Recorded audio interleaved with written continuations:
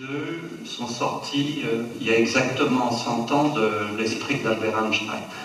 Donc, cette découverte expérimentale dont on parle, qui a été récompensée par le prix Nobel très récemment, il s'agit de quoi? Il s'agit de deux détecteurs qui sont des grandes structures, qui sont des tubes de métal dans lesquels on fait le vide, qui ont 4 km de long, ça ne se voit pas, mais il y a 4 km de là à là, 4 km de là à là, ici aussi 4 km et 4 km. Il existe actuellement dans le monde 3 détecteurs, 2 détecteurs américains sur le continent américain, séparés de 3000 km, et un détecteur franco-italien qui est aux environs de Pise, mais qui ne fonctionnait pas au moment de la découverte des premières sources, mais qui a fonctionné récemment au mois d'août et qui a pu confirmer et observer aussi des choses. D'abord, j'aimerais dire que cette magnifique expérience, elle a été fondée dès 1984 par 3 personnes, Ron Driver, qui est mort récemment, Kip Thorne et Rainer Weiss, et elle a été dirigée par des scientifiques successifs, et en particulier par Barry Barish, qui a été récompensé par le prix Nobel parce qu'il a mis des méthodes d'efficacité venant de la physique des particules. Avant lui, les directeurs avaient mal, semble-t-il, ils n'avaient pas réussi à faire travailler ensemble parce qu'il s'agit d'une collaboration de plusieurs centaines de personnes, et en fait il y a 1000 personnes dans le monde qui ont contribué à cette détection. Alors elle est interprétée, j'expliquerai ce qui a été vu dans les détecteurs et pourquoi on interprète ce qui a été vu comme étant dû à la fusion de 2 trous noirs ayant 36 fois la masse du Soleil et 29 fois la masse du Soleil, et situés à plus d'1 milliard d'années-lumière. C'est assez fantastique de penser qu'un événement de 2 objets qui ont tourné autour de l'autre pendant des centaines de millions d'années, puis qui ont fusionné il y a 1 milliard d'années à 1 milliard d'années-lumière, et l'onde est arrivée sur Terre, et c'est cet événement qui est la première observation des ondes gravitationnelles venant de 2 trous noirs. Mais ce qui est aussi très beau, c'est que cette première détection a eu lieu en septembre 2015, et ça, c'est exactement 100 ans après la fin de l'année 1915, où Einstein a créé pour nous une nouvelle théorie de la gravitation, qui est le fondement à la fois des ondes gravitationnelles et des trous noirs.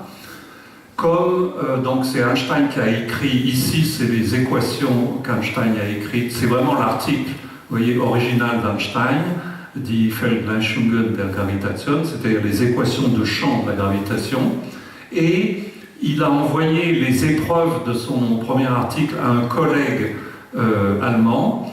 Donc c'est 1915, on est au cœur de la guerre de 14-18, Einstein travaille à Berlin.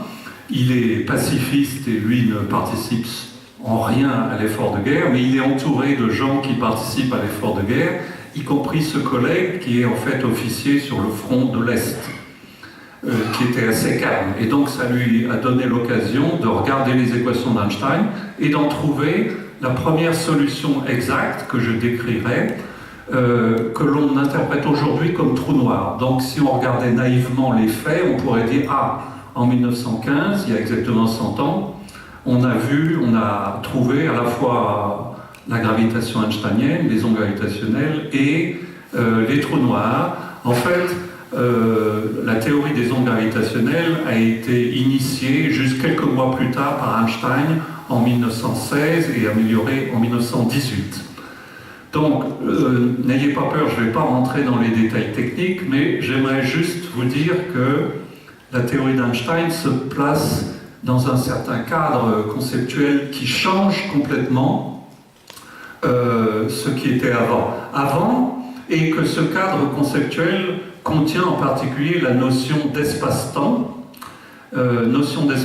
qui a été physiquement vraiment comprise par Einstein, mais avec des contributions en fait mathématiques importantes du français Henri Poincaré, et des contributions d'un autre mathématicien, mais allemand, cette fois, Hermann Minkowski.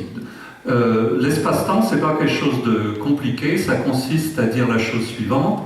Si j'ai un espace, donc soit notre espace à 3 dimensions, mais pour simplifier, on peut dire par exemple un espace à 2 dimensions, comme la surface d'une table ou d'une table de billard, et si sur cette surface, vous laissez se mouvoir des boules, comme des boules de billard, la boule rouge et la boule bleue, l'image habituelle de la réalité consiste à dire que à l'instant initial, eh bien, la boule rouge, elle est là, à gauche, la boule bleue, elle est à l'autre bout, et elle se déplace. Donc, une seconde plus tard, les deux boules sont sur cet espace, mais un peu plus proches. Et puis, 2 secondes plus tard, elles se cognent au centre. 3 secondes plus tard, après la collision, elles repartent en sens inverse, et puis après, elles retraversent toute la table. Donc ça, c'est la vision de tranches successives d'espace à des temps successifs. Et le temps est comme une série d'instantanés. La réalité est censée être dans l'espace. Là, nous sommes dans un espace. Et puis, 5 minutes avant, nous y étions un peu différents. Et dans une demi-heure, nous y serons en ayant bougé un peu. Eh bien, l'idée d'espace-temps, ça consiste à empiler tous ces instantanés d'espace les uns sur les autres, mathématiquement, en empilant les espaces verticalement, en rajoutant la dimension du temps. Vous voyez, la hauteur, chacun de ces espaces a été empilé avec une différence de hauteur qui était la différence de temps. Ici, 1 seconde, 1 seconde, 1 seconde, 1 seconde. Et puis vous empilez tout ça, y compris des tranches intermédiaires, il y a un nombre infini de tranches, et vous voyez que maintenant, les deux boules qui étaient à des instants successifs qui bougeaient, maintenant ça trace des lignes. L'ensemble de tout ça. En fait, tout ça, c'est ce que nous avons tous fait autrefois quand on devait résoudre des problèmes de train, c'est-à-dire quand il y a un train qui part de la gare de Banyuls à 14h et un autre de la gare de Perpignan à 15h et qui vont en sens inverse, à quel moment et à quel endroit ils se rencontrent. Eh bien, la bonne façon de résoudre ça, c'était de faire un diagramme qu'on appelait diagramme de train, où horizontalement on indiquait la longueur le long de la voie et verticalement le temps. Et puis comme ça, les trains traçaient des lignes. Il y a une autre structure importante dans l'espace-temps qui est le fait qu'il y a la lumière qui se propage dans l'espace-temps, dans le vide. Et qu'est-ce que c'est que la lumière au sens habituel? Si je refais mes instantanés, j'en mets un flash lumineux ici, et puis 1 seconde après, il fait une sphère dans l'espace à 3 dimensions, mais si j'ai un espace qu'à 2 dimensions, il fait un cercle, et puis 2 secondes après, ce cercle est 2 fois plus grand, etc. Donc ça trace, quand j'empile tout ça dans l'espace-temps, vous voyez un cône. Voilà les 2 structures essentielles. Ayant expliqué ce qu'est l'espace-temps, maintenant je peux vous expliquer toute la théorie d'Einstein. Il y a la première théorie d'Einstein, qui est relativité restreinte, qui date de 1905. On n'a pas besoin de regarder les formules mathématiques. C'est juste pour dire que derrière la science, il y a toute une mathématisation du réel qui est essentielle. Mais ici, on ne va pas parler des équations. Mais visuellement, l'espace-temps de la relativité restreinte empile l'espace et temps et est très ordonné. C'est-à-dire, si en chaque point de l'espace-temps, j'émets un flash lumineux, eh bien, cette émission de lumière est la même si je la fais ici, 3 km à droite, ou 2 heures plus tard. Il y a quelque chose qui est ordonné. Là. Alors que, en 1915, ce qu'il y avait de nouveau dans la théorie d'Einstein, c'est qu'il a dit « Je pars de l'espace-temps bien simple, bien ordonné de la relativité restreinte, mais il a compris que si dans cet espace-temps, il y a de la matière qui existe, de la masse sous forme d'objets, d'étoiles, et rappelez-vous, la matière c'était comme ici la boule de billard, un objet de matière qui existe à un point de l'espace et qui continue à exister dans le temps, il dessine des lignes. Donc toutes ces lignes noires, ça veut dire la matière qui est comme des fibres qui est dans l'espace-temps, et bien cette matière va déformer la structure de l'espace-temps. Et les équations qu'Einstein a écrites en 1915, c'est des équations mathématiques précises qui disent comment la présence de matière déforme la géométrie de l'espace-temps. Mais on ne va pas utiliser d'équations, on va utiliser une image on peut résumer en fait la théorie d'Einstein en disant que ce qu'il y a de nouveau chez Einstein, c'est que l'espace-temps, ou simplement disons l'espace, est devenu une structure élastique qui est déformée par la présence de masse au sein de cette structure. Donc en fait, Einstein nous dit que l'espace est comme de la gelée. Vous voyez ? Voilà un délicieux dessert de nos voisins britanniques. Vive le Brexit, vous évitera de manger ça. Alors, mais ça vous donne l'idée que, vous voyez, l'espace, c'est-à-dire vraiment la distance entre deux personnes ici, c'est ça l'espace. Eh bien, quand il y a de la matière, quand nous sommes tous dans cette pièce, il y a quelque chose qui est déformé, et cet espace est devenu quelque chose d'élastique. Qu'est-ce que ça veut dire, élastique ? Eh bien, ça veut dire quelque chose de concret. Par exemple, ici, j'ai une boule de... Avant de mettre la boule de matière, on a tous appris à l'école que si j'ai 3 points d'espace, depuis les Grecs, et j'ai appris aujourd'hui que les Grecs il y avait une colonie grecque à côté, non, c'était Collioure, non, Port-Vendre, voilà, Port-Vendre, ici, il y a 2500 ans, les Grecs savaient déjà que si je dessine un triangle avec 3 points, la somme des angles de ce triangle est égale à 180 degrés ou 2 droits, comme on disait autrefois, 2 angles droits. Et ça, c'était un théorème des Grecs. Bien. Tous les triangles satisfaisaient cette relation. Eh bien, Einstein nous dit, c'est vrai pour un triangle qui est loin de toute matière, de toute masse. Mais si je prends un triangle et je mets de la masse au centre, comme une boule de pétanque, vous voyez, qui est juste dans ce triangle, eh bien la somme des angles ne va plus être égale à 180 degrés, pi, 3,14, mais va être plus grand d'une quantité qui est déterminée justement par les équations d'Einstein. Les équations d'Einstein nous disent de combien la présence de matière au centre d'un triangle change la géométrie de ce triangle. Et cette formule dit que ça dépend de la masse de la boule et de son rayon, inversement proportionnel au rayon. Ça, c'est la constante de Newton, et ça, c'est le carré de la vitesse de lumière. Un autre phénomène frappant, et qui a été illustré de façon célèbre par un célèbre catalan, non, Dalí. Dalí appelait, vous savez, ces tableaux s'appellent soit les montres molles, la persistance de la mémoire, mais en fait, Dalí les appelait le camembert de l'espace et du temps. C'est-à-dire, il était conscient, en voulant illustrer par un très beau tableau, ce qu'Einstein nous disait sur l'espace et le temps qui était déformé par la présence de matière. Et en fait, ce qu'Einstein nous dit, c'est que si je n'ai pas de matière et si j'ai 2 horloges, par exemple, vous mettez 2 montres côte à côte ou séparées, elles vont tic-taquer de la même façon. Toc, toc, toc, toc, c'est supposé être le temps qui s'écoule de la même façon partout. Mais Einstein nous dit que si j'ai une grosse boule de matière, par exemple la Terre, et que si je mets une montre, une horloge proche de la Terre et une autre très loin, eh bien, quand je les compare, elles ne partent pas le même temps. Celle qui est sur Terre marche plus lentement par rapport à l'autre. Et ça a été vérifié expérimentalement. Et c'est ce que Dalí voulait indiquer. Alors, avec cette idée maintenant, vous voyez, donc ça donne un sens concret au fait que quand il y a de la matière, ça change les lois de la géométrie et ça change l'écoulement du temps au sens clair. Qu'est-ce que c'est qu'une onde gravitationnelle? Si justement on pense que l'espace entre nous, là, toute cette notion, c'est plus un truc vide l'espace, hein, c'est pas du rien. Chez Einstein, l'espace est comme de la gelée. Eh bien, une onde gravitationnelle, c'est une onde de vibration de cette gelée. Si vous avez un bloc de gelée et qu'à l'intérieur de ce bloc de gelée, vous avez des morceaux de viande qui bougent, encore, ça va faire des vibrations dans la gelée qui vont se propager de place en place. C'est ça une onde gravitationnelle. L'espace lui-même est devenu élastique.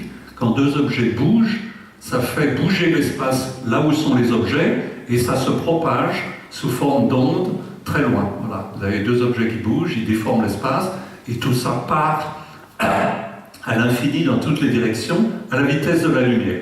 La première personne qui a eu la vision que ces ondes gravitationnelles étaient quelque chose d'observable et qu'il allait pouvoir les détecter, c'est l'Américain Joe Weber.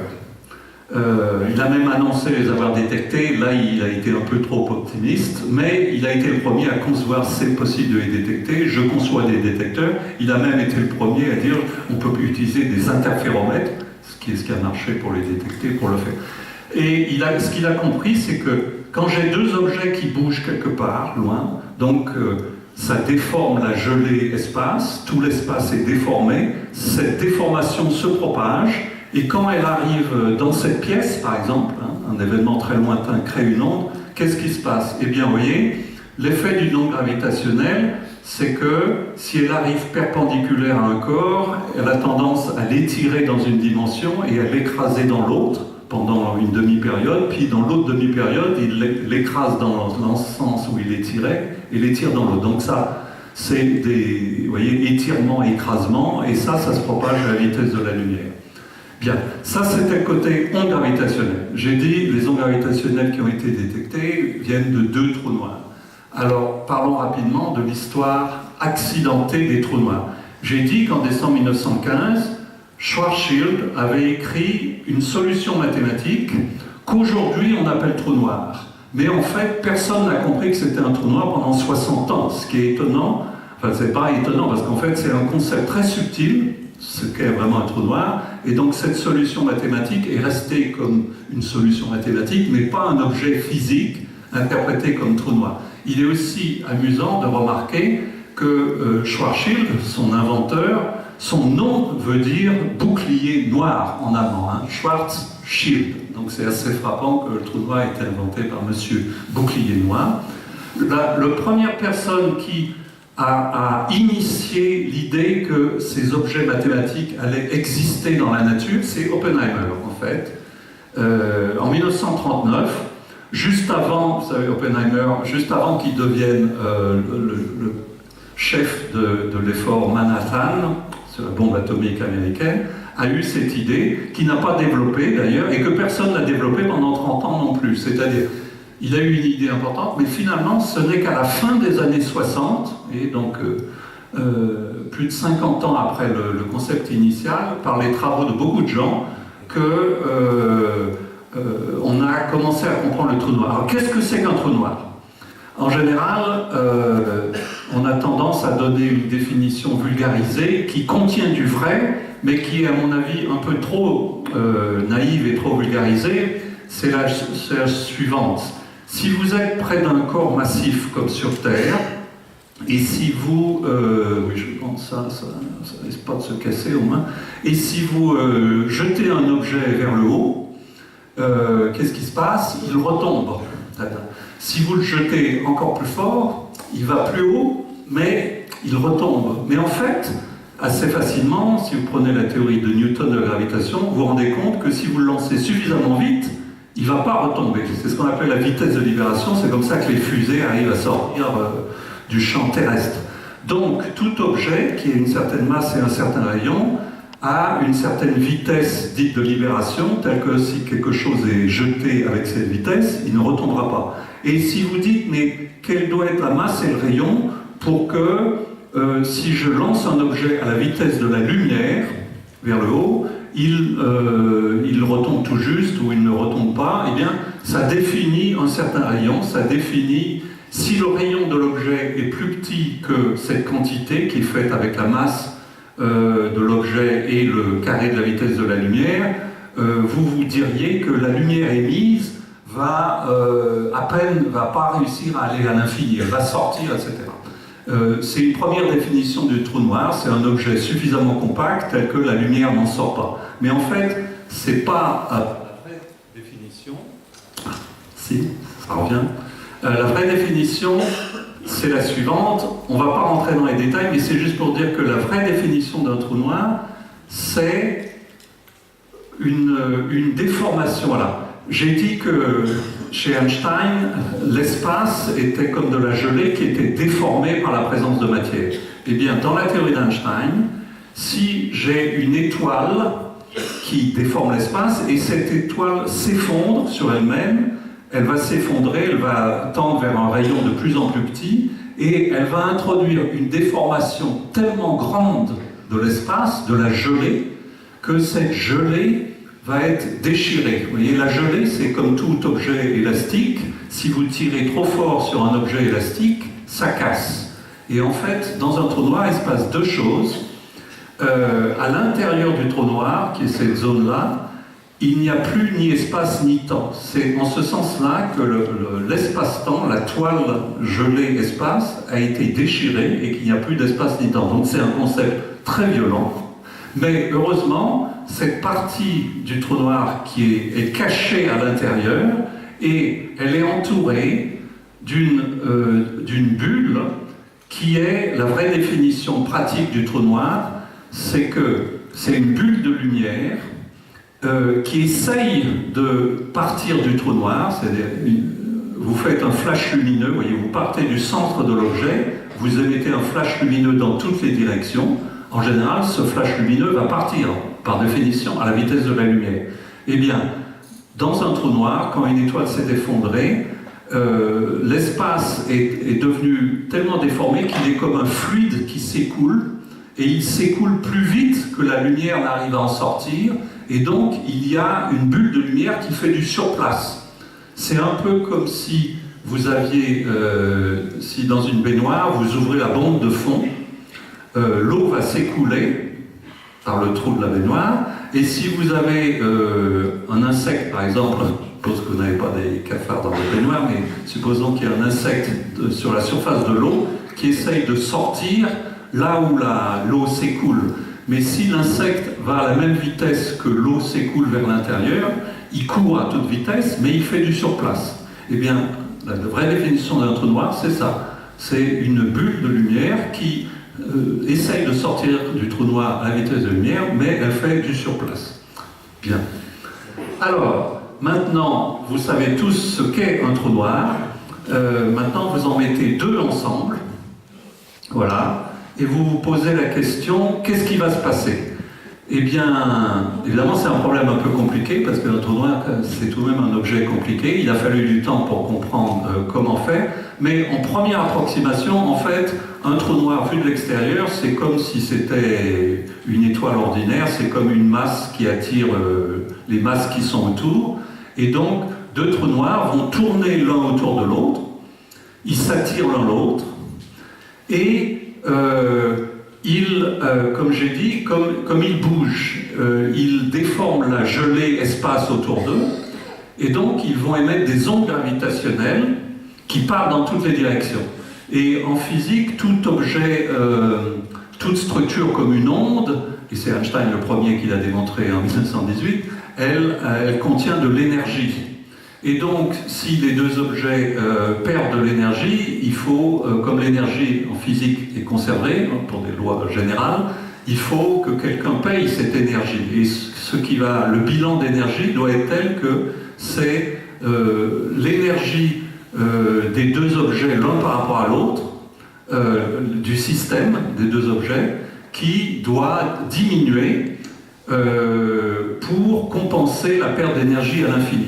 Et ça donne en fait une façon très simple d'écrire la physique à l'ordre le plus bas pour un système binaire, qui est de dire que le changement d'énergie par seconde du système, alors si vous connaissez un peu de physique, ça c'est la théorie newtonienne de l'énergie d'interaction de deux corps, doit être égal au signe près au flux d'énergie, c'est-à-dire c'est moins le flux d'énergie à l'infini. Et c'est Einstein le premier, de nouveau, en 1918, qui nous a donné une formule pour quelle est l'énergie émise par deux corps qui bougent, sauf que, en fait, il y a beaucoup de théories derrière qu'il a fallu améliorer, d'abord par Landau-Lifshitz, puis d'autres choses. Mais cette idée, du coup, on arrive à quoi? On arrive à l'idée que deux corps tournent l'un autour de l'autre, émettent des ondes gravitationnelles et vont se rapprocher petit à petit parce qu'ils perdent de l'énergie. Oui, quand vous résolvez cette équation, vous trouvez qu'il faut que les deux corps se rapprochent parce qu'ils perdent de l'énergie.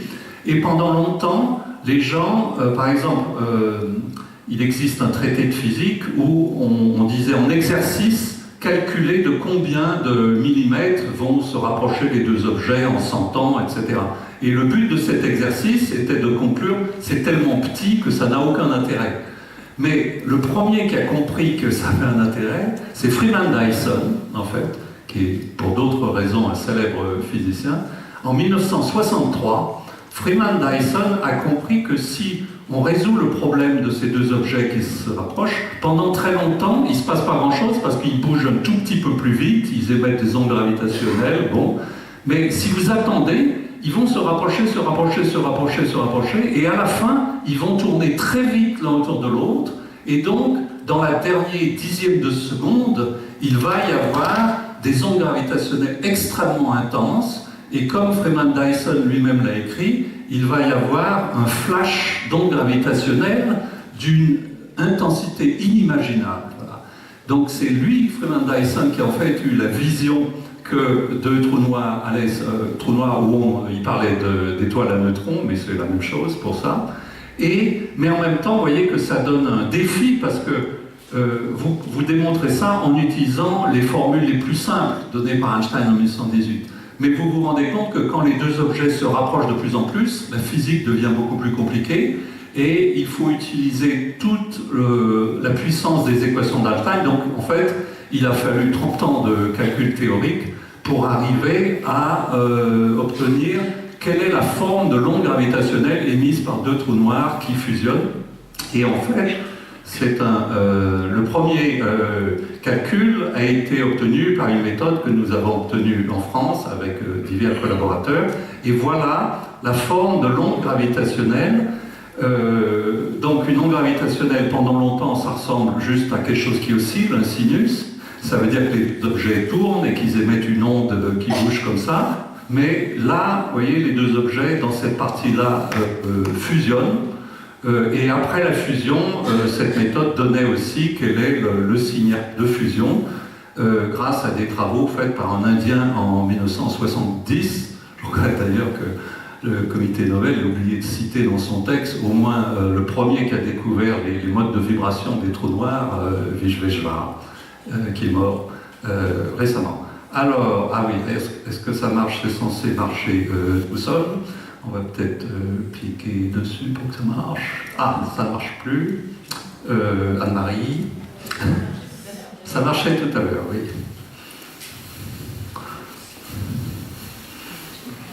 Non, parce que là, je pars dans le sens inverse. Voilà, c'est parti. C'est juste pour vous montrer voilà, ça c'est le mouvement des deux trous noirs qui tournent l'un autour de l'autre, en haut. Et en bas, pendant qu'ils tournent, vous voyez, ça émet une onde gravitationnelle. Et puis à la fin, ils vont se rapprocher, se rapprocher, se rapprocher, fusionner. Et au moment de la fusion, mathématiquement, on peut décrire ce qui se passe. Et le signal va se terminer, mais il se termine avec des vibrations qui sont des vibrations du trou noir que vous formez. En fait, vous pouvez penser que chaque trou noir est comme une espèce de bulle de savon. Et quand vous avez deux bulles de savon qui se rapprochent, si elles vont jusqu'à se toucher, eh bien les deux bulles vont fusionner pour faire une plus grosse bulle de savon. Mais au départ, cette plus grosse bulle de savon n'a pas la bonne forme d'une bulle de savon, exactement, vous avez compris, au repos, et donc elle va vibrer, cette bulle de savon, et c'est ça ce qui émet les choses. Ça avait été calculé en France par des calculs purement analytiques, essentiellement du papier et du crayon, et 5 ans plus tard, plusieurs groupes aux États-Unis, et je tiens à le dire, en utilisant des fondations mathématiques qui étaient essentiellement françaises, parce que la théorie mathématique de la relativité générale a été créée par Darmois, Duchamp-Wills, et surtout Madame Choquet-Broulard, qui a été la première femme à rentrer à l'Académie des sciences et à l'Institut de France. Et donc, fondée sur ces bases mathématiques, d'abord un jeune postdoc et d'autres ont réussi à calculer sur ordinateur. Vous voyez, parce qu'avant, je parlais de calcul analytique, avec du papier et du crayon, en gros, et là, on prend les équations d'Einstein qui sont compliquées, on les met sur un ordinateur, et avec deux trous noirs, c'est un problème en fait très compliqué d'arriver à simuler deux trous noirs. Il a fallu 30 ans, en fait. Vous voyez, les calculs analytiques, en fait, aussi ont dû demander des dizaines d'années de développement pour arriver à la fin, et les calculs numériques n'ont pas marché pendant 30 ans, jusqu'à ce qu'un jour, quelqu'un dise « Ah, je vais mettre tel et tel ingrédient », et ça marche. Et Et à la fin, les deux méthodes marchent parfaitement. C'est-à-dire, ici, en fait, vous avez deux courbes, la courbe analytique et la courbe numérique, et elles coïncident absolument parfaitement, à part une toute petite différence là. Parce que les calculs numériques mettent tellement de temps, ça met 1 mois ou 2 mois pour chaque calcul, et donc ça n'est pas efficace pour la détection. J'aimerais dire aussi quelque chose qui est absolument frappant, c'est que, et ça c'était la vision de Dyson en fait, prolongée à deux trous noirs, c'est qu'au moment de la fusion des deux trous noirs, la fusion émet des ondes gravitationnelles, je disais. Et si maintenant vous posez la question, quelle est la puissance émise en watts, c'est-à-dire en quantité d'énergie par seconde au moment de la fusion des trous noirs? Eh bien, cette puissance instantanée est, bon, en termes physiques, 10 puissance 56 erg par seconde, ça ne vous dit rien, sauf que ce chiffre-là, c'est 10 fois plus grand que la luminosité de toutes les étoiles, de toutes les galaxies, de tout l'univers. C'est-à-dire, vous prenez une étoile comme le Soleil, ça rayonne déjà pas mal, 10 puissance 33 erg par seconde, vous mettez toutes les étoiles qui sont dans une galaxie, il y en a 10 puissance 11, et vous prenez toutes les galaxies de l'univers, il y en a 10 puissance 11, donc ça fait 10 puissance 22 fois 10 puissance 33, ça fait 10 puissance 55, et il vous faut encore un facteur 10. C'est fou d'imaginer qu'un seul objet puisse, en puissance instantanée, émettre une puissance pareille. Mais cette puissance, elle n'est pas sous forme lumineuse, c'est-à-dire ça, on ne voit rien. C'est pas quelque chose qu'on peut comparer, mais ça reste tout de même. Oui, là pour ça, c'est plus petit que la dixième de seconde. Donc pendant un dixième de seconde. Pendant un dixième de seconde, c'est la puissance instantanée, mais c'est tout de même magnifique. Bon.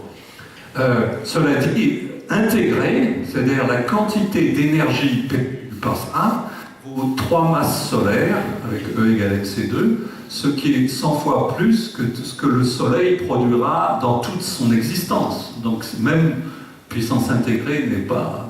Bon, j'ai beaucoup parlé de théorie, il est temps de dire comment c'est détecté ces ondes gravitationnelles.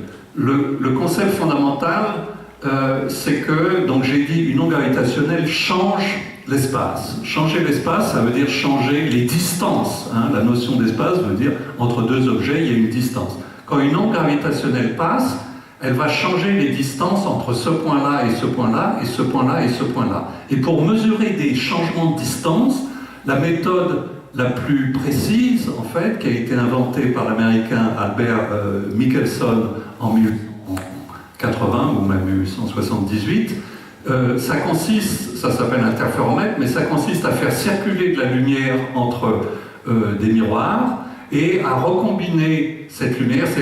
Vous avez une lumière qui part ici, qui se coupe en deux, qui va là, qui revient, elle va là, elle revient, et puis vous recombinez la lumière, et quand vous bougez un peu les points au bout, vous voyez très précisément si ça a bougé. Pour améliorer les choses, vous faites plusieurs allers-retours, etc. J'aimerais dire que ça, c'est le concept de base de l'interféromètre. Mais maintenant, ces interféromètres qui ont détecté les ondes gravitationnelles ont marché grâce à plusieurs idées clés qui sont dues à Rainer Weiss, mais aussi à d'autres comme Roland Schilling, Ron Driver, Alain Briet, français, qui a une médaille d'or en même temps que moi, et j'en suis très heureux parce que c'est les deux volets de la science, théorie et expérience. Brian Mears, Adalberto Giazzotto, c'est beaucoup de gens, même au niveau conceptuel. Pour que ce truc-là marche, il a fallu beaucoup d'idées nouvelles pour arriver à atteindre ce niveau. Ici, vous voyez le troisième détecteur dont je parlais, c'est le détecteur franco-italien qui est aux environs de Pise. Maintenant, nous allons voir directement les signaux. Alors, voilà, qu'est-ce qui a été vu par ces interféromètres? Ce qui a été vu, c'est-à-dire les données brutes, hein, pas les choses nettoyées qu'on montre aux journalistes, mais ce qu'il y avait dans les détecteurs. Ça, donc il y avait deux détecteurs américains, je vous rappelle, qui ont vu ça, à Hanford et en Louisiane, à Livingston. Ça, c'est le détecteur d'Hanford et ça, c'est le détecteur de Livingston. Alors, vous pourriez croire, en regardant ça, en disant, oui, je vois, ça oscille, c'est comme un sinus, c'est ça l'onde gravitationnelle. Eh bien, non.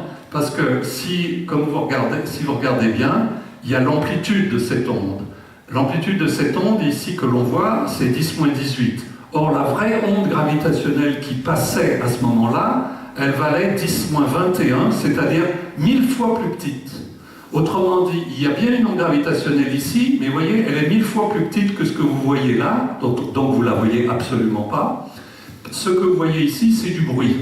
C'est du bruit à large bande. Ces trucs-là oscillent tout le temps parce qu'il y a du bruit, beaucoup de sortes de bruit, le mouvement de la Terre, l'électronique aussi. Et la difficulté dans les ondes gravitationnelles, c'est comment est-ce qu'on va faire sortir de ce bruit, comment est-ce qu'on est sûr qu'à l'intérieur de ce bruit, il y a vraiment une onde gravitationnelle qui a la forme calculée, celle-là, mais qui est 1000 fois plus petite. Il y a plusieurs techniques pour le faire.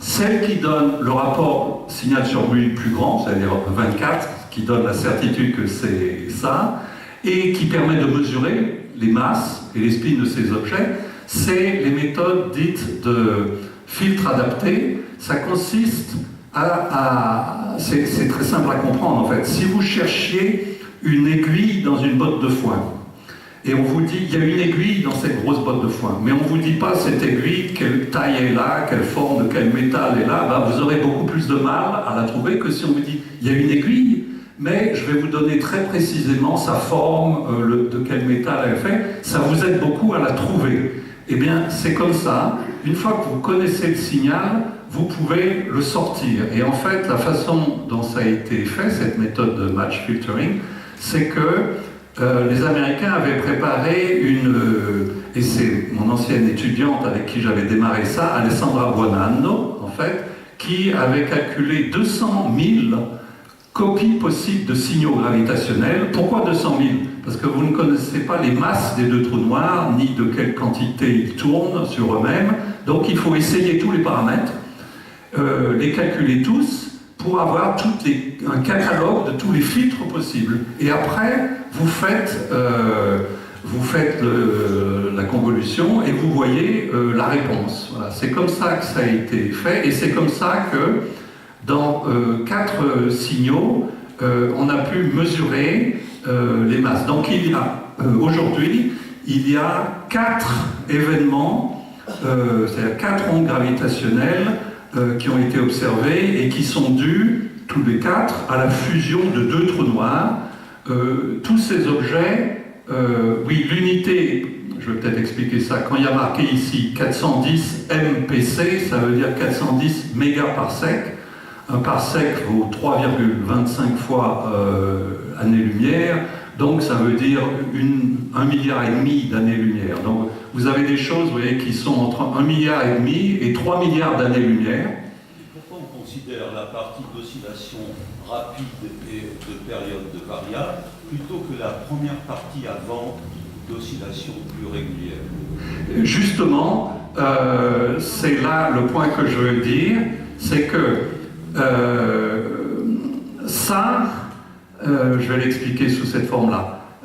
Cette courbe-là, où il manque un peu les axes, mais je vais expliquer ce qu'il y a sur les axes, c'est le rapport signal sur bruit décomposé en octaves de fréquence.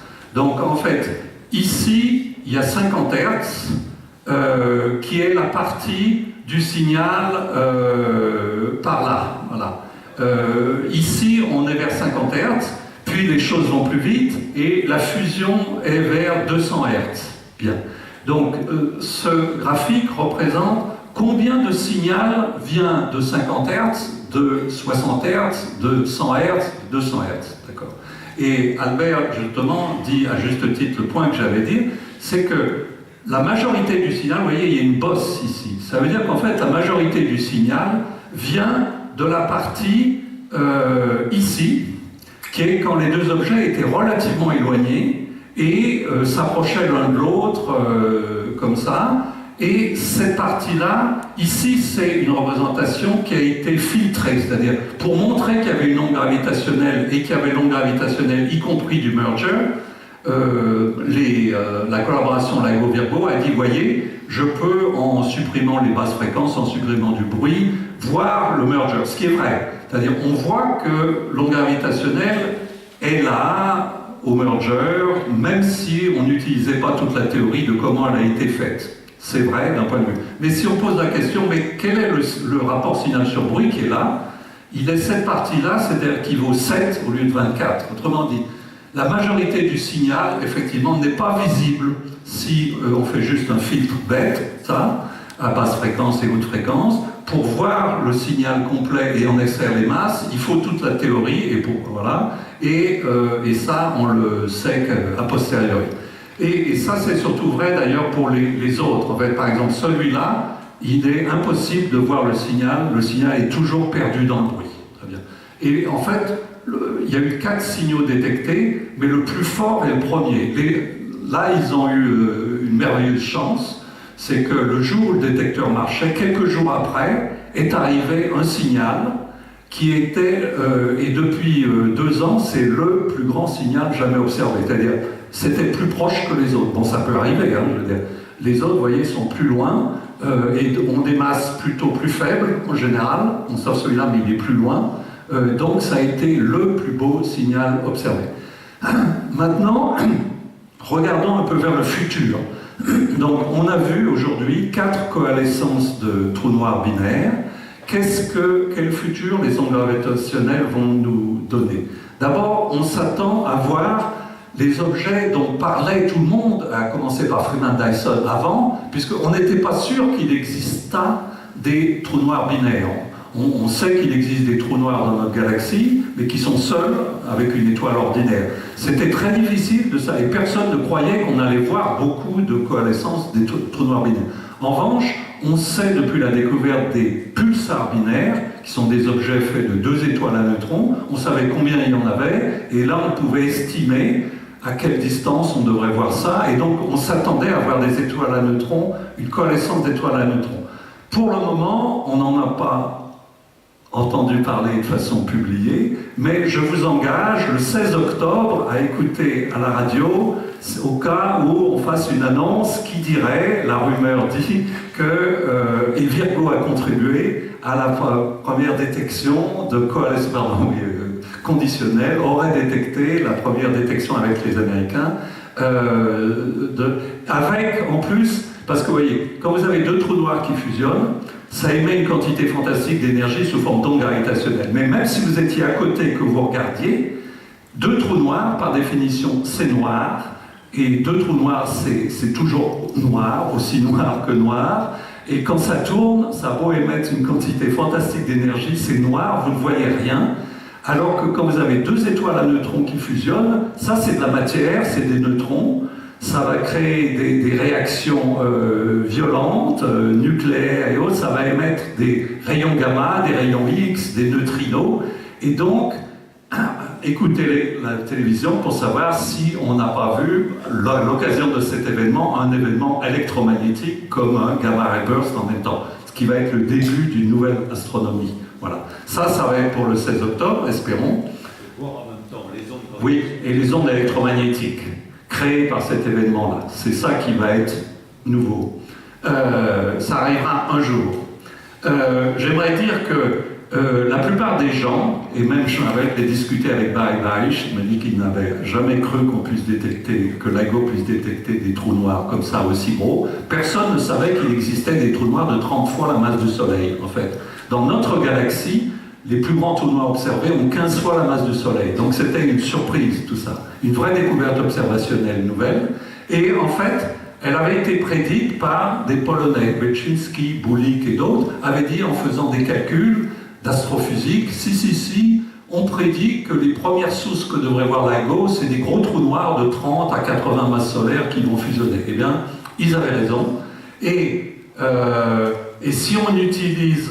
non, ça c'est pour après. Alors, à quoi ça sert les ondes gravitationnelles?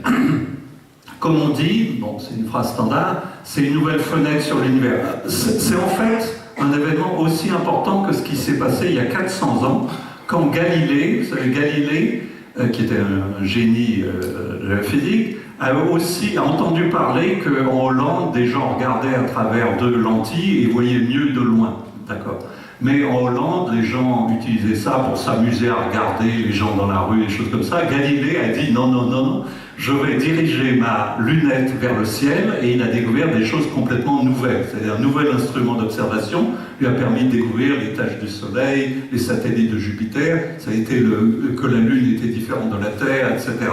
Donc, on pense que voir l'univers avec des nouvelles ondes va aussi révolutionner notre connaissance de l'univers, surtout si on a des signaux combinés électromagnétiques, ondes gravitationnelles. Donc, et puis, on espère trouver des choses encore plus spéculatives, c'est-à-dire dont personne ne sait si elles existent ou pas aujourd'hui. Par exemple, un fond d'ondes gravitationnelles créé au Big Bang.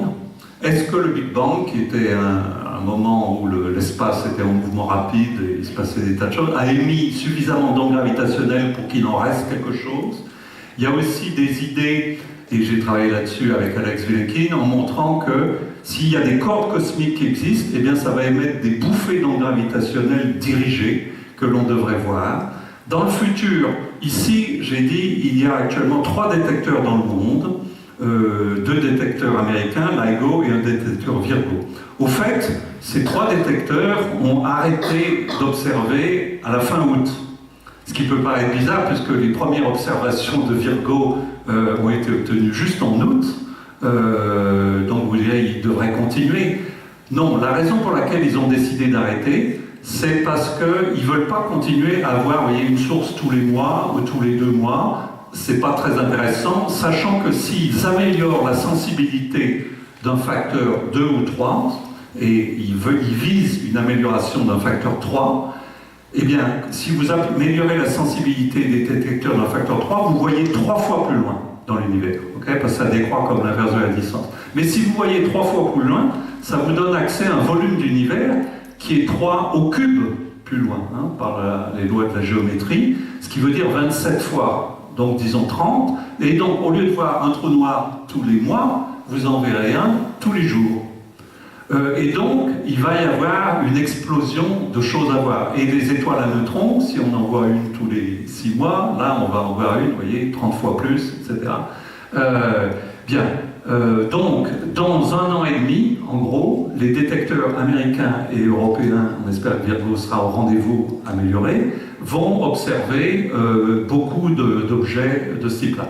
Dans le futur, il va y avoir des nouveaux détecteurs qui sont en construction au Japon, en Inde, et puis des versions encore améliorées. Dans le futur, on pense que les détecteurs verront une coalescence de trous noirs tous les 5 minutes. C'est-à-dire tous les 5 minutes, il y aura pris, clac, clac, un trou noir ici à 10 milliards d'années-lumière, etc. Aussi, il y a un projet d'avoir un détecteur d'ondes gravitationnelles dans l'espace. C'est-à-dire, les détecteurs dont je parlais, c'était des choses à la surface de la Terre, 4 km de distance, mais à la surface de la Terre. Vous pouvez faire des interféromètres séparés par des millions de kilomètres entre des satellites qui sont, vous voyez, ça c'est le Soleil, la Terre, et en fait c'est pas vraiment à l'échelle, mais à cette distance, parce que c'est un peu plus loin que la Lune, un détecteur à quelques millions de kilomètres de la Terre. Mais pour finir, parce que ici j'ai parlé de la gravitation,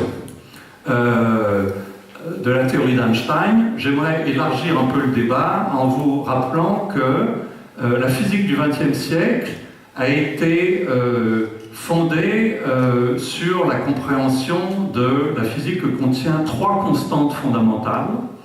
La vitesse de la lumière, qui a donné lieu à la théorie de la relativité restreinte d'Einstein en 1905.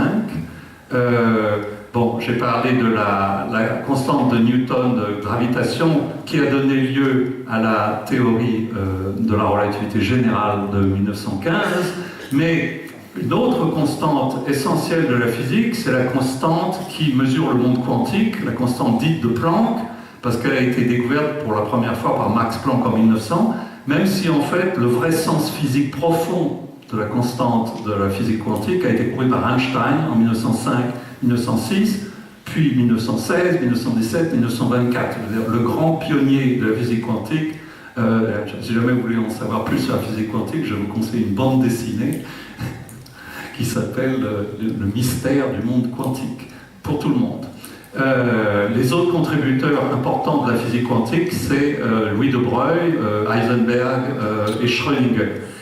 J'aimerais juste dire en passant que la physique fondamentale, à la fois relativité restreinte et générale, par exemple, joue un rôle essentiel quand vous utilisez GPS. Vous avez le système GPS, Global Positioning System. Si vous l'avez dans votre voiture, si ça vous aide à vous déplacer, vous devriez penser que, en fait, ce système utilise toute la théorie d'Einstein de la relativité restreinte, enfin pas toute, mais utilise des prédictions essentielles de la théorie. Donc, vous voyez, la physique fondamentale nous sert aussi dans la vie de tous les jours, mais c'est surtout la physique quantique qui sert dans la vie de tous les jours, parce que quand vous écoutez un CD ou vous regardez un DVD, vous devriez penser que c'est Einstein qui a inventé le principe du laser en 1917, le principe quantique nouveau, et il y a eu des générations de physiciens et d'ingénieurs qui ont réussi à transformer ça en laser. Il y a beaucoup d'autres éléments. La technologie quantique, en fait, est absolument centrale, et on pense que dans le futur, elle deviendra encore plus importante. Et pour mettre ensemble tout ça, j'aimerais vous parler maintenant juste un peu des trous noirs quantiques, pour vous dire, je vous ai parlé des trous noirs. Déjà, vous avez peut-être trouvé ça un peu dur, mais c'était relativement simple, c'est une bulle de lumière, voilà, une bulle de lumière qui fait du surplace, ce qui veut dire que la lumière ne sort pas de ce trou noir. Sauf que, si vous prenez un trou noir et vous le pensez en physique quantique, eh bien, comme en physique quantique, il n'y a pas de réponse qui soit oui ou non de façon précise. C'est-à-dire, vous ne pouvez pas dire la lumière, elle est piégée pile dans le trou noir parce que elle a une. Oui, j'ai dit tout à l'heure, la lumière a une certaine vitesse et ne sort pas de tel rayon qui est le rayon du trou noir. Mais en physique quantique, vous ne pouvez pas dire de façon certaine quelle est la vitesse et la position à la fois. Donc il doit y avoir du flou sur la définition de la surface d'un trou noir, et les premières personnes qui ont compris ça, c'est ce jeune Israélien, Jacob Bekenstein, qui est mort l'année dernière, et quand Jacob Bekenstein a essayé de comprendre le lien entre physique quantique et trou noir, il a été le premier à dire qu'un trou noir devait avoir une certaine température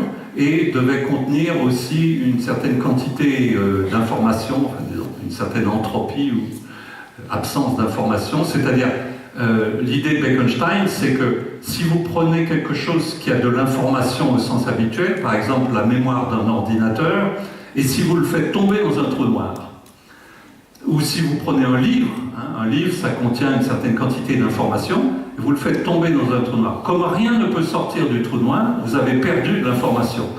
Et alors, qu'est-ce que ça veut dire? Est-ce qu'on peut perdre de l'information comme ça? Et donc, il a eu une idée nouvelle, et les gens se sont moqués de lui en disant non, c'est faux, c'est contraire à la théorie des trous noirs. Parce que Stephen Hawking a dit non, c'est faux, mais sauf que Stephen, c'est lui, en voulant montrer que c'était faux, il a trouvé qu'il avait raison, et qu'un trou noir s'évapore. C'est-à-dire, quand vous êtes en théorie quantique, un trou noir émet de la lumière, donc il n'est plus noir, vous voyez, et qu'il finit par perdre toute son énergie. Je voulais juste finir pour dire que les développements cosmologiques maintenant, quantiques, ont montré que la physique quantique s'applique aussi au niveau cosmologique et que l'origine des structures que nous voyons, l'origine de ce qui a donné lieu aux galaxies, à notre galaxie, est quantique en fait. Et que si vous le pensez en termes quantiques, ça veut dire que vous avez des superpositions d'univers, et ça c'est compatible avec les dernières données sur la cosmologie.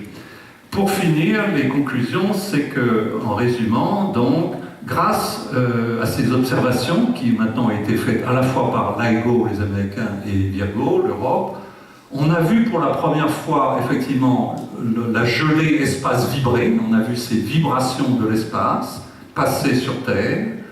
On a eu, mais à mon avis, c'est d'ailleurs la chose la plus importante dans cette première détection de LIGO, c'est la première fois qu'on a vu, on a une preuve directe que les trous noirs existent, et on a vu la structure des horizons pratiquement des trous noirs. On a vu ces deux trous noirs fusionnés, et même si on ne l'a pas encore vu avec très grande précision, on a vu que c'était compatible avec la théorie d'Einstein, la façon dont il décrit les trous noirs. Donc on sait que pour la première fois, que les trous noirs existent et sont bien décrits par la théorie d'Einstein.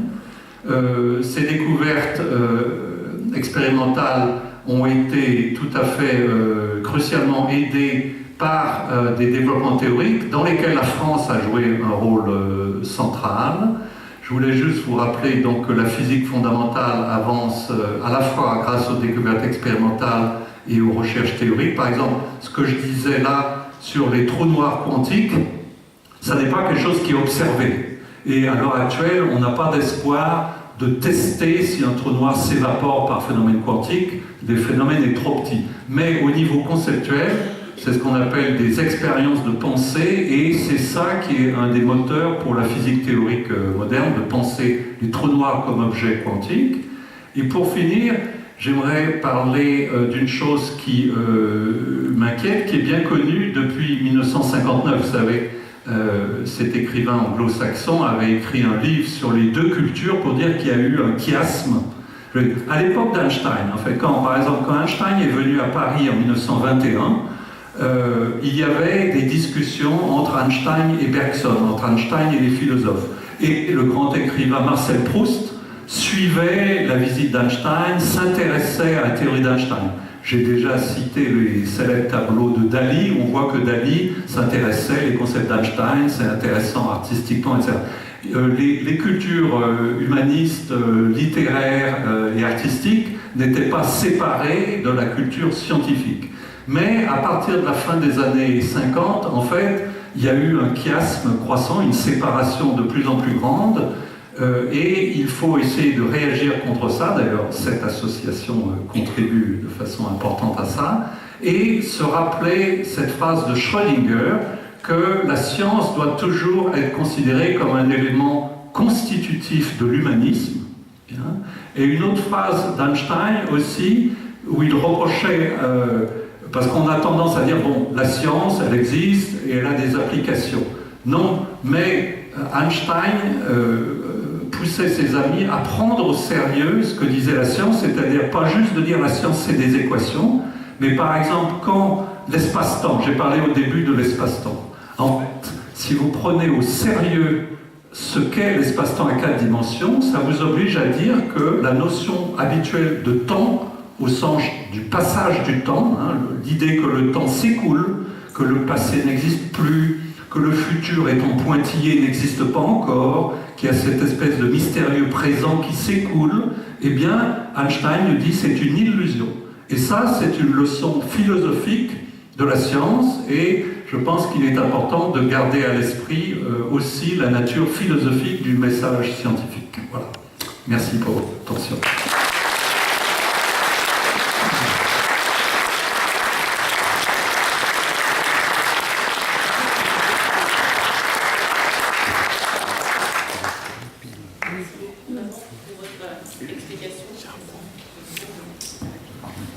Ça va, Marie, pas trop technique, vous aviez peur. Lorsque j'ai vu les équations apparaître sur votre projection, non. Merci beaucoup, vous nous avez passionné avec cette présentation. Je suppose qu'il y a des questions. Vous pouvez essayer de faire marcher. Albert a une question.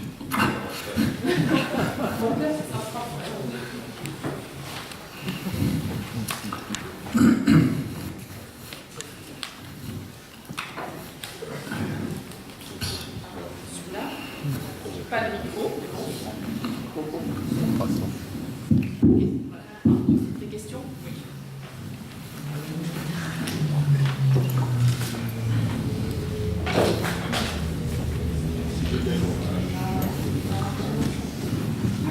Si j'ai bien compris, vous vous attendez à ce que la collision de deux étoiles à neutrons génère des ondes gravitationnelles suffisamment fortes pour aussi être vues par un niveau Virgo.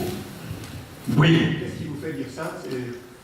Ce qui fait dire ça, alors, deux étoiles à neutrons, une étoile à neutrons, elle a en gros une masse de 1,5 fois la masse du Soleil, donc c'est 20 fois plus petit que les masses dont on parlait, donc le signal serait 20 fois plus petit s'il était à la même distance, ce qui veut dire qu'il ne serait pas détectable, parce qu'il faut être aux environs du signal que l'on voit, mais les statistiques tendent à indiquer qu'il pourrait être plus proche, c'est-à-dire que tous les 6 mois, il y aurait un événement de coalescence de deux étoiles à neutrons pas à 1 milliard d'années-lumière, mais 20 fois plus proche que ça. Et donc, ça permet de compenser le signal plus petit par une distance plus proche. Voilà. Et attendez le 16 octobre pour voir ça. En fait, l'événement, la rumeur dit qu'il était même très proche. Bon, très proche, son temps. Hein. Sans danger, quand Oui, même. oui, sans danger.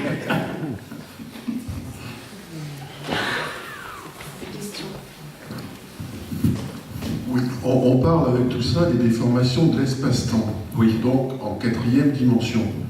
En 4 dimensions. Oui, mais on peut aussi dire aussi en 3. On peut revenir à l'idée, je coupe l'espace-temps en tranches. Quand je disais c'est l'espace qui est de la gelée, Oui. j'étais revenu à l'idée, bon, je prends des tranches à temps successifs pour voir l'espace. Donc là, c'est à 3 dimensions et l'espace vibre à 3 dimensions. Si vous représentez l'onde gravitationnelle à 4 dimensions, ça va être une déformation statique de l'espace-temps parce que rien ne bouge dans l'espace-temps. Je veux dire, tout est pas héraclitéen, tout est parménidien. D'accord. Parce qu'à ce moment-là, enfin ma question en fait était la suivante, c'est que les ondes électromagnétiques décroissent comme le carré de la distance. Non. Et c'est conséquence de l'amplitude, bon, il y a deux choses. Le flux d'énergie décroît comme le carré de la distance, voilà, mais c'est vrai aussi pour les ondes gravitationnelles. Mais le flux d'énergie, à la fois électromagnétique et gravitationnel, est en fait le carré de l'amplitude. Voilà, la fréquence près. Et donc, l'amplitude, à la fois électromagnétique et gravitationnelle, décroît comme à l'inverse de la distance. Oui, oui. Donc elles sont très proches en fait. Les ondes électromagnétiques et gravitationnelles ont des différences mathématiques subtiles, mais en gros, c'est la même chose, mathématiquement.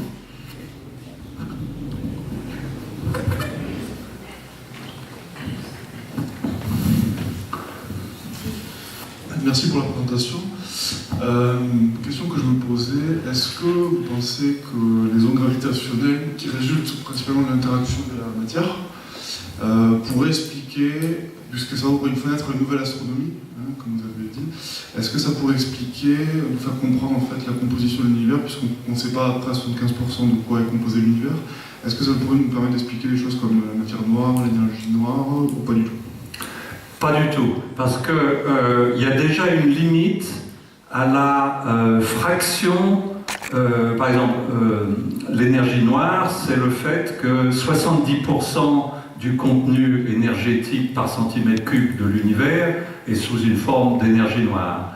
Et 27% est sous forme de matière noire, et puis il reste 4% sous forme de matière. Si maintenant vous posez la question, dans ce pourcentage-là, les ondes gravitationnelles, est-ce qu'ils pourraient être très importantes? En fait, on sait déjà que c'est plus petit que le milliardième. La contribution des ondes gravitationnelles à la quantité d'énergie dans l'univers est plus petite que le milliardième. Et la difficulté, c'est si c'est 10-12, on aura du mal à les voir, on verra. Mais c'est petit. Juste une question pour m'éclairer un petit peu. Il y avait l'ancien concept de l'éther qui a été abandonné Oui. pour les champs électromagnétiques. Et là, vous dites que la gelée, elle sert à transmettre l'onde gravitationnelle. Elle est comme un éther, oui, oui, vous avez raison. Alors, quel est le support qui transfère les ondes électromagnétiques? D'abord, j'aimerais dire que vous avez raison, parce qu'il y a un article d'Einstein de 1921. C'est Einstein qui a dit en 1905 « L'éther est un concept totalement inutile, oublions-le ». Mais en 1921, après avoir créé la relativité générale, où effectivement on voit que l'espace est habité par quelque chose, devient une structure physique. En 1905, il disait « l'espace n'a aucune propriété physique, etc. » Là, il a dit « je rétablis le mot éther pour la gelée espace ». C'est-à-dire que cette notion de gelée espace, pour lui donner un sens physique, je peux l'appeler, si je veux, un nouvel éther. Bon. Mais cet éther, c'est tout de même... il n'a plus les mêmes propriétés. L'ancien éther, éther, était quelque chose par rapport auquel on pouvait se déplacer. C'était quelque chose qui était censé exister comme de la matière, avoir une notion de repos. Tout le problème était que si l'éther existait, on devait savoir si on se déplace ou pas par rapport à l'éther. Et là, c'est vrai que l'espace devient maintenant habité par une structure, il est de la gelée, il devient un truc élastique, donc il devient comme une quantité physique, en fait c'est une quantité dynamique, c'est un champ, okay, mais il n'y a pas de notion d'être au repos ou pas par rapport à lui. Donc c'est pour ça que la notion d'éther n'est pas non plus très bonne, mais bon, il reste vrai que toute la physique nous conduit à penser que l'espace vide n'est pas du rien, mais qu'il est habité par à la fois la gravitation, cet espace-temps courbe, par ce truc-là, et aussi par ce qu'ils appellent le vide quantique, qui est un nombre infini de fluctuations. Donc c'est vrai que la physique du XXe siècle a beaucoup rétabli le fait que l'espace vide n'était pas du tout vide, mais était une structure physique importante. Mais elle n'est tout de même plus la même chose que l'éther d'avant.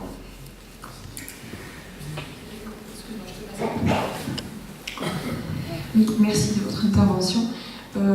Est-ce que vous avez une idée de la durée de vie d'un trou noir? Premièrement, question, jusqu'au moment où il s'évapore selon la théorie quantique, si j'ai bien compris.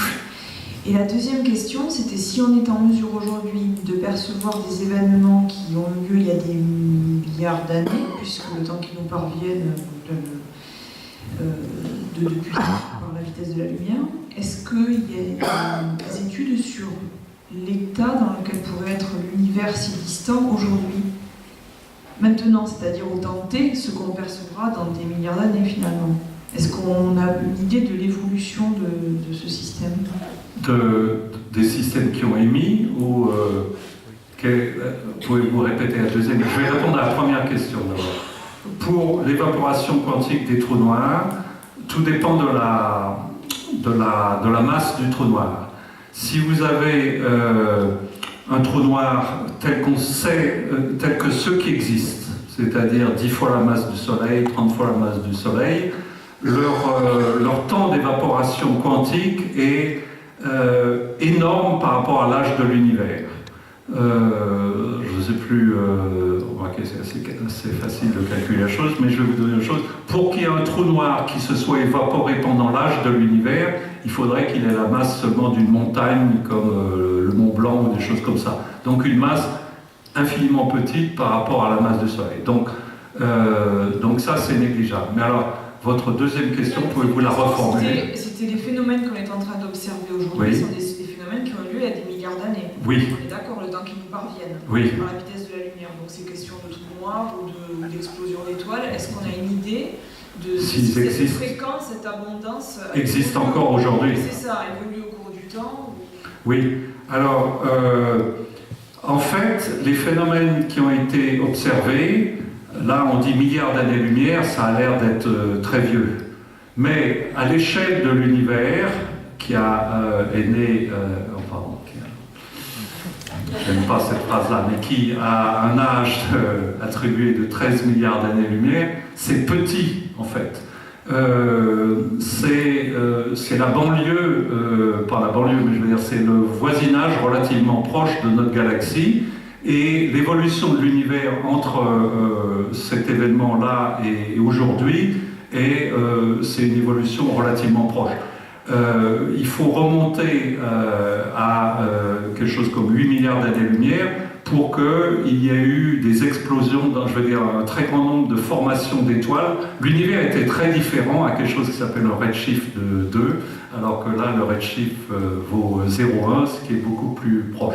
Donc en fait c'est l'univers proche que l'on a vu, et autrement dit ces événements-là se passent encore aujourd'hui, c'est-à-dire mais le seul problème, c'est qu'il se passe dans une galaxie tous les quelque chose comme 100 000 ans. Et donc, s'il fallait attendre une coalescence de trous noirs dans notre galaxie, il faudrait attendre 100 000 ans, alors que là, on a un morceau d'univers qui a 1 million de galaxies, et donc ça permet de voir l'événement tous les mois. Oui, c'est un peu la suite de la question. Que peut-on apprendre de l'étude des ondes gravitationnelles sur la physique d'instants reculés, près du Big Bang? Alors ça, que l'on ne connaît pas oui, encore. Qu'on ne connaît pas encore, c'est une grande inconnue. Avant de répondre complètement à la question, ici on pourrait se dire aussi, on espère, en voyant la fusion de deux trous noirs, on pourrait espérer explorer la physique de la gravitation dans des conditions extrêmes et peut-être trouver des déviations à la théorie d'Einstein, ce qui serait le plus intéressant, parce que si tous les trous noirs qu'on observe consistent à dire bon, bah, Einstein avait tout prévu en 1915, et ça a l'air d'être le cas, et en fait, si on pose la question du point de vue théorique, c'est-à-dire, étant donné tous les développements théoriques qui nous disent que la théorie d'Einstein n'est pas une théorie complète, elle doit être à un certain niveau modifiée, et est-ce qu'elle va être modifiée de façon visible dans les trous noirs comme ça? En fait, la réponse est non. Il n'y a aucune raison théorique. Si on voyait quelque chose qui ne marche pas dans les données, toute la physique tomberait par terre. Maintenant, c'est pour ça qu'effectivement, voir quelque chose qui vient du Big Bang serait en principe beaucoup plus informatif pour voir. L'argument de base a toujours été que quand vous voyez par exemple la lumière qui vient du Soleil, vous ne voyez que la surface du Soleil. Pourquoi? Parce que l'intérieur du Soleil est dense et opaque. Quand vous regardez la lumière qui vient du Big Bang, lumière cette fois optique, là aussi vous ne voyez la lumière que 300 000 ans après le Big Bang, parce qu'en fait l'univers est dense et opaque avant ça. Si on se pose la question, les ondes gravitationnelles, est-ce que l'univers est opaque pour elles, etc. Eh bien, l'univers n'est opaque aux ondes gravitationnelles qu'à 10-44 secondes après le Big Bang. Donc, en principe, c'est une fenêtre qui permettrait de voir vraiment le Big Bang, le temps plan.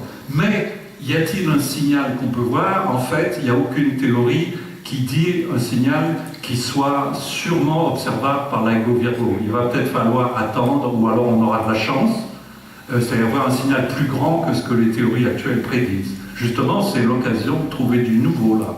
On verra. Ah, madame, elle a pas le droit. Après. La lumière est corpuscule, le photon. Oui. Onde gravitationnelle, graviton. Qu'en est-il? Est-ce qu'on pourra un jour détecter le graviton? Eh bien,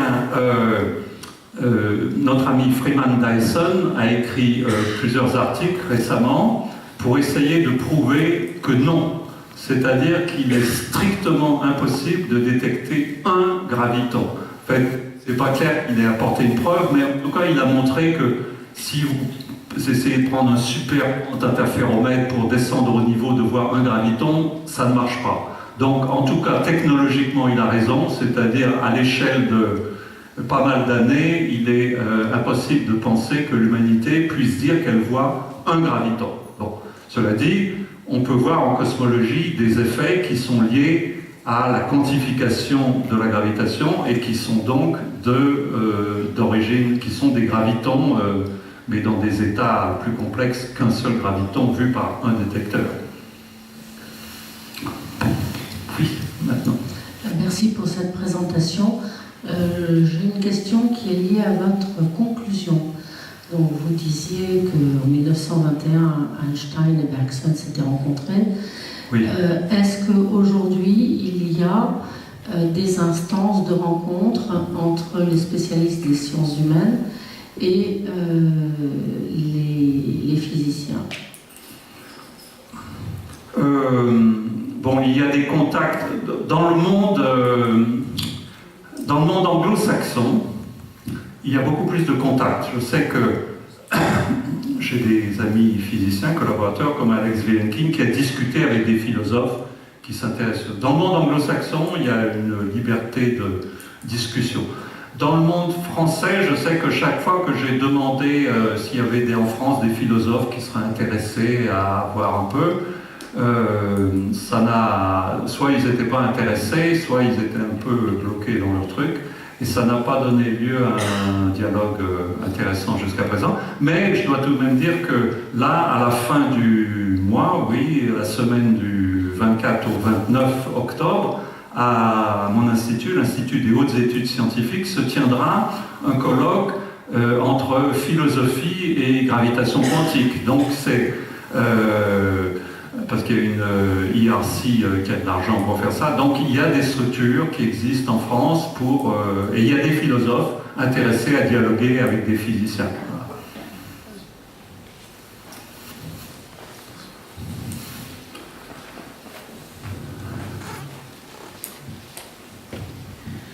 Question très naïve.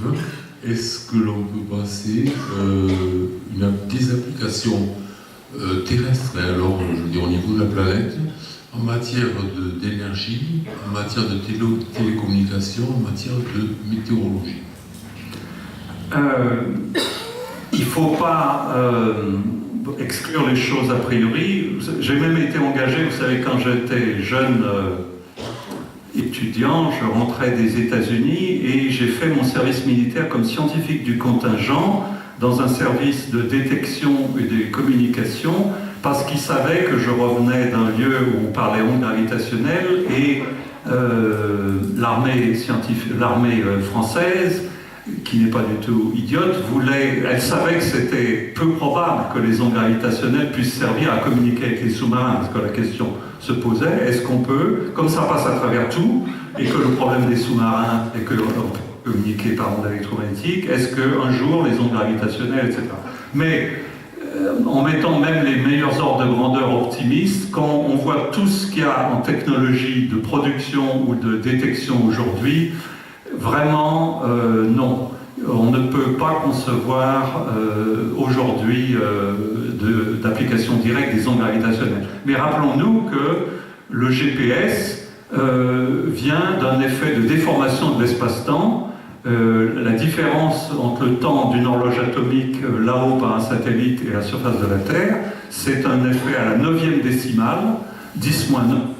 Et pendant très longtemps, la plupart des gens pensaient un effet 10-9, c'est nul, je veux dire, ça, on ne le verra jamais, jusqu'à l'invention des horloges atomiques qui ont une stabilité de 10-15, celles qui sont sur les satellites, et donc 10-9 pour une stabilité à 10-15, c'est énorme en fait.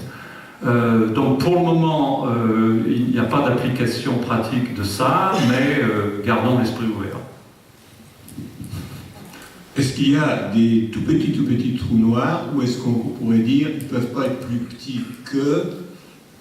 À cause de... Oui. Alors, il y a effectivement une réponse. D'abord, il y a deux aspects. D'abord, les trous noirs, il faut les former. Or, les mécanismes que l'on connaît en astrophysique pour créer des trous noirs, c'est des collapses d'étoiles. Et de ce point de vue-là, on ne s'attend pas à ce qu'il y ait des trous noirs plus petits que 1,5 fois la masse du Soleil. C'est-à-dire quand... c'est pas moi ça. Quand une étoile à neutrons, la masse maximum d'une étoile à neutrons. Donc on pense que astrophysiquement, les trous noirs sont au moins plus grands que 2 ou 3 fois la masse du Soleil. Mais maintenant, si on imagine des mécanismes très compliqués pendant le Big Bang, il peut y avoir eu des pressions très fortes. On peut imaginer des trous noirs plus petits, c'est vrai, ça a été imaginé. Mais il y a une limite en sens inverse, c'est-à-dire si vous formez un trou noir avec une masse de 10-5 grammes, ce qui a l'air gros, je veux dire, on le voit, hein, c'est une toute petite chose, eh bien il s'évapore en 10-44 secondes par effet quantique. C'est-à-dire, c'est la limite dite du temps de Planck, donc, autrement dit, il ne peut pas exister de trou noir plus petit que 10-5 grammes. Voilà. Il n'y a pas de limite, en revanche, supérieure. C'est-à-dire, au centre de notre galaxie, il existe un trou noir. On est à peu près sûr qu'il y a un trou noir de 4 millions de fois la masse du Soleil. Et au centre d'autres galaxies, il semble qu'il y ait des trous noirs qui atteignent même le milliard de fois la masse du Soleil. Bien. Et puis un trou noir, à la fin, peut même bouffer toute la galaxie, c'est-à-dire avoir 10 puissance 11 fois la masse du Soleil. Voilà, il n'y a pas de limite vers le haut.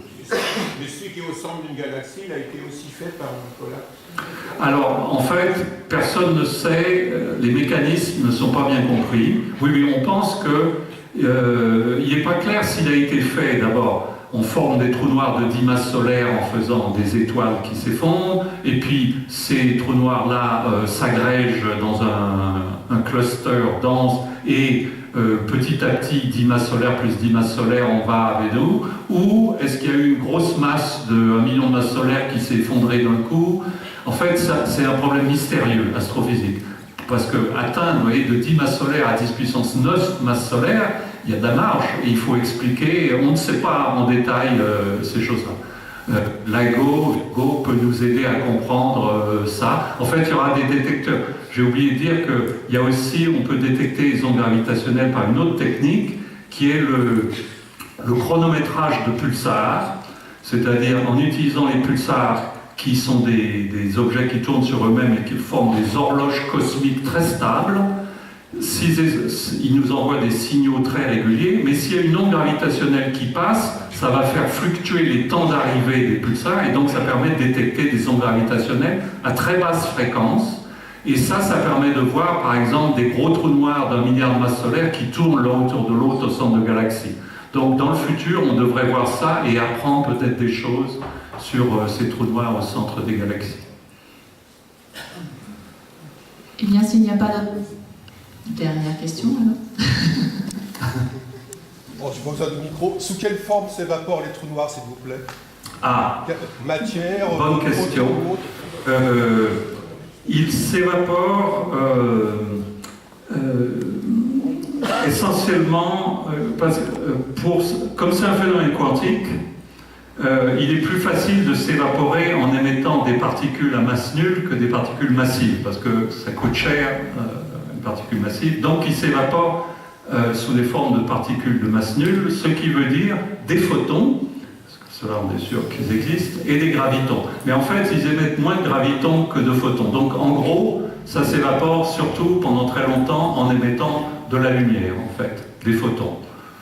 Mais pour un trou noir de 30 masses solaires, la longueur d'onde émise est de l'ordre de la taille du trou noir, c'est-à-dire de 100 km. Donc c'est des longueurs d'onde, vous voyez, de 100 km, cette évaporation. Bon, bien, je crois que nous allons arrêter les questions. Je voudrais vous remercier bien sûr beaucoup.